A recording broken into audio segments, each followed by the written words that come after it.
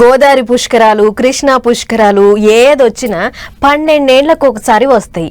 పుష్కరాలు అనగానే పోవాలే, నదిలో మునగాలే, పుష్కర తానాలు చేయాలని అనుకుంటారు మనోళ్ళు. ఎందుకంటే పుష్కర ఘాట్లల్లో తానాలు చేస్తే పుణ్యం వస్తుంది, పెద్దలకు పిండాలు పెడితే వాళ్ళ ఆత్మలు నిమ్మలం అవుతాయని మనోళ్ళ నమ్మకం.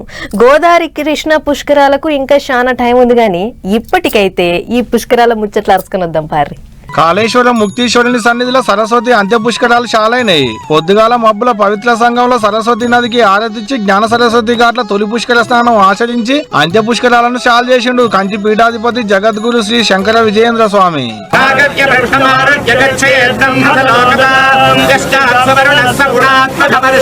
12 రోజులు నడిచేటికి పుష్కరాలకు సర్కార్ తరపుకించి రోజుకొకరు వచ్చి పుణ్యతానాలు చేస్తారట. అట్ట తొలతనాడు ఐటీ మంత్రి శ్రీధర్ బాబు సారి ఇంటితో వస్తే గుళ్ళ మంత్రి సురేఖక్క, గవర్నర్ శివప్రతాప్ శుక్లా సారు ఇంతమంది అధికారులు వచ్చి పుణ్యతానాలు చేసి మొక్కులు పెట్టుకున్నారు. తెలంగాణ ప్రాంతం అన్నింటిలో కూడా అమృత గడియలు పుష్కరాంశం అంటారు. ఈ పుష్కరం అనే దాన్ని లోక విఖ్యాతం చేసిన భక్తులు ఉండే ప్రదేశం ఇది. ఈ సరస్వతి అమ్మవారి మంత్రంలో కూడా పుష్కర స్రజ అని పుష్కరం అనే శబ్దం ఉన్నది.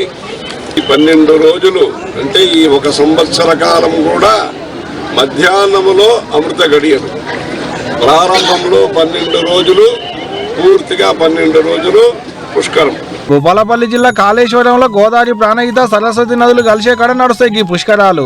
అయితే మీదికి 2 నదులే కానొస్తాయి. సరస్వతి నది అంతర్వాహిని లెక్క ఉంటది. కాళేశ్వరం ముక్తేశ్వర ఆలయంలో ఉన్న శివయ్యకు అభిషేకం చేసిన నీళ్లే భూమి లోపలికి వచ్చి ఈ 2 నదుల నడుమ కలుస్తాయి.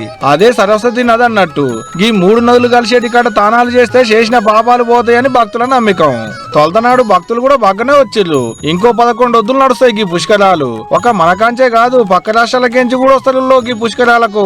రానుబోను బస్సులు, వచ్చిన భక్తులకు తక్లీఫులు కాకుండా సౌలతులు అన్ని ముందుగానే చేసిరు గవర్నమెంట్ తరపుకించి.